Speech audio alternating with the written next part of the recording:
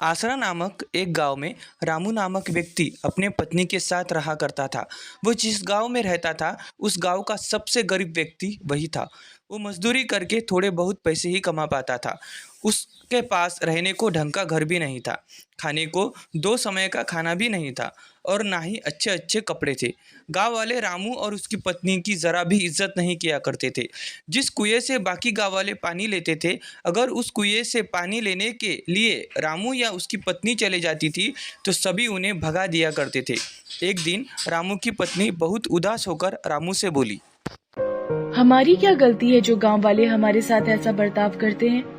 हमने तो कभी किसी का बुरा नहीं किया। अरे तुम चिंता क्यों करती हो? मैं हूं ना। तुम देखना, एक दिन यही गांव वाले हमसे मिलने के लिए लाइन लगा देंगे। मजदूरी करके भी इतने पैसे नहीं कमा पाता हूं जितना बाकी कमा लेते हैं, लेकिन तुम देखना, एक ना एक दिन हमारा भी सम्मान होगा। वह दिल का बहुत अच्छा इंसान था। वो कभी किसी के साथ बेईमानी नहीं करता था। यही उसकी सबसे बड़ी खूबी थी। एक रात बहुत ज़ोर से बारिश हुई। रामू का घर कच्चा था, इसलिए उसे डर लगने लगा था कि कहीं उसका घर पानी के बहाव के साथ बह ना जाए। रामू और उसकी पत्नी ने कुछ ज़रूरी सामान अपने हाथों में उठा लिए और पास ही अपने भाई के घर चलने लगे। रामू के भाई का घर पक्का था, इसीलिए रामू ने सोचा ज़रूरी सामान उसके घर रख देते हैं। रामू हाथ में सामान लेकर अपने भाई के घर तक आया। रामू के साथ साथ उसकी पत्नी भी आई। भाई नीचे आ जाओ, कुछ काम है। उसका भाई नीचे आया और बोला, हाँ क्या हुआ? इतनी बारिश में यहाँ क्यों आए हो? भाई तुम्हें मेरे घर का हाल तो पता ही है। सारा सामान पानी के साथ बहना जाए, इसलिए मैं कुछ अपना जरूरी सामान तुम्हारे घर में रखना चाहता हूँ। क्या तुम्हारा सामान मेरे घर पर? नहीं नहीं, मेरी पत्नी मुझे बहुत डांटेगी। मैं नहीं रख सकता तुम्हारा सामान। तुम जाओ, अपने घर में ही रहो। उसका भाई गुस्से में घर के अंदर चला गया। रामू और उसकी पत्नी दुखी होकर अपने घर वापस आ गए। बारिश बहुत ज़ोर से हो रही थी, इसीलिए रामू और उसकी पत्नी अपने सामान की रक्षा के लिए पूरी रात जागते रहे। सुबह हुई। अब तक बारिश बंद हो चुकी थी। ऐसी बरसात की स्थिति में रामू को एक भी काम नहीं मिल पा रहा था। कुछ महीने इसी तरह से गुजर गए। एक बार रामू के गांव में कुछ अमीर लोगों ने मिलकर मेला लगवाया। सभी अमीर अमीर व्यापारी अपने मोटरसाइकिल में गांव का मेला देखने आए। एक व्यापारी अपने गाड़ी से गांव तक आ गया। अचानक जोर जोर से बारिश होने लगी। उस व्यापारी की गाड़ी कीचड़ में फंस गई। उसने बहुत कोशिश की, लेकिन उसकी गाड़ी कीचड़ से नहीं निकल पा रही थी। बारिश बहुत तेज़ हो रही थी। गांव के कुछ लोग वहां से गुजर रहे थे, तो व्यापारी ने उन लोगों से मदद मांगी। इतनी बारिश में हम क्या मदद करेंगे? ऐसा कहकर वो लोग वहां से चले गए। लगातार बारिश हो ही रही थी। व्यापारी सभी को आवाज़ देकर बुला रहा था, पर सभी उसकी मदद करने से इनकार कर रहे थे। रामू सभी जगह काम मांगकर निराश होकर घर लौट रहा था। बारिश बहुत तेज़ हो रही थी, इसीलिए वो दौड़ता हुआ घर जा रहा था। तभी उसने देखा कि एक गाड़ी कीचड़ में फंसी हुई थी। उसे मुसीबत में देखकर रामू गाड़ी के पास आया और वो कीचड़ से गाड़ी निकालने में मदद करने लगा। गाड़ी के पहिए कीचड़ में अंदर तक फंस गए थे। साहब, इसके पहिए कीचड़ में अंदर तक धंस गए हैं। मैं पास से सारी कीचड़ हटाता हूँ, आप गाड़ी निकालने की कोशिश करें। बहुत मशक्कत करने के बाद गाड़ी के पहिए कीचड़ से निकल गए। गाड़ी थोड़ी आगे तक गई। रामू उसे देख ही रहा था, तभी अचानक गाड़ी रुक जाती है। उसमें से एक व्यक्ति निकलता है और वो रामू के पास आ जाता है। हेलो, तुम कौन हो? मेरा नाम दीनानाथ है।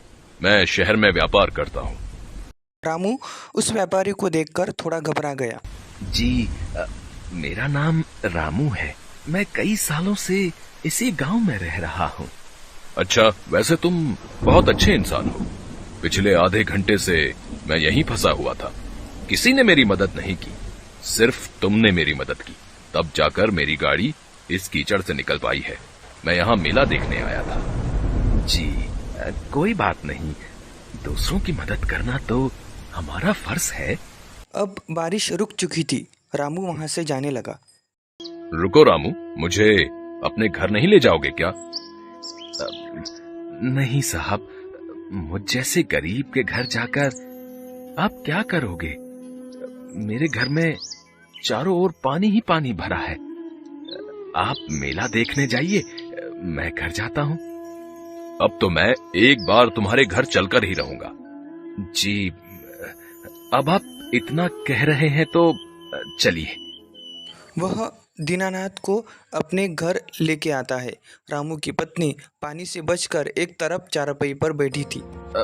देखो, साहब आए हैं हमारे घर, जाओ कुछ खाने को लेकर आओ। दीनानाथ रामू का घर देखकर उदास हो गया। तुम क्या काम करते हो? साहब, क्या बताऊं, मैं तो कब से काम की तलाश में हूं, कोई काम ही नहीं देता। बस इधर उधर से घूमकर कुछ मजदूरी का काम कर लेता हूं। बारिश की वजह से अब वो भी बंद है। अब तक रामू की पत्नी एक प्लेट में गुड़ का भेला लेके आई और बोली, साहब, हमारे घर में अभी यही बचा है, कृपया इसे ही खा लें। हाँ हाँ, क्यों नहीं। रामू, तुम्हें कोई काम नहीं मिल रहा है, अगर तुम चाहो तो मैं तुम्हें काम दे सकता हूँ। साहब, क्या सच में आप मुझे काम देंगे? शहर में मेरे पास बहुत से काम होते हैं। सोच रहा था कि किसी ऐसे व्यक्ति को अपने साथ रख लूं जो मेहनती और ईमानदार हो। तुम्हें देखकर मुझे ऐसा लगता है कि तुम में ये दोनों गुण हैं। साहब, कैसे काम करना होगा? कहाँ काम करना होगा? आप ये सब मुझे बता दीजिए, मैं आपके साथ काम करने के लिए तैयार हूँ। कोई जरूरत नहीं है इस घर में रहने की, और मैं तुम्हें कुछ दिनों बाद लेने आऊंगा। तुम मेरे साथ शहर में काम करोगे और वहीं रहोगे। मैं तुम्हें नया घर दिलवा दूंगा। यह सुनकर रामू और उसकी पत्नी बहुत खुश हुई। रामू ने घूम घूम कर पूरे गांव वालों को इस खुशी के बारे में बताया, पर गांव वालों को उसकी बात पर विश्वास नहीं हो रहा था। कुछ दिनों बाद दीनानाथ अपनी गाड़ी लेके गांव आया और रामू के घर के पास रुक गया। रामू, सारा सामान तैयार है ना? चलो चलते हैं। रामू और उसकी पत्नी सारा सामान लेके दीनानाथ की गाड़ी में बैठ गए और गाड़ी चल पड़ी। सभी गांव वालों का ध्यान उन्हीं लोगों पर था। दीनानाथ रामू और उसकी पत्नी को शहर लेके आ गया। उसके बाद उसने उन दोनों को रहने के लिए एक अच्छा सा घर दे दिया। रामू सारे काम अच्छे से समझ गया था और अब तक दीनानाथ के साथ काम करने लग गया था। रामू का घर बहुत ही सुंदर था और रामू अब पैसे भी अच्छे खासे कमा लेता था। धीरे धीरे गाँव के सभी लोग रामू और उसकी पत्नी से मिलने और घर देखने के लिए शहर आने लगे थे। जिस भाई ने रामू के सामान को रखने से मना कर दिया था, अब वो भाई रामू को भाई भाई कहता नहीं थकता था। रामू ने आखिर अपनी ईमानदारी से वो सब कुछ पा लिया जो उसे अब तक नहीं मिल पा रहा था।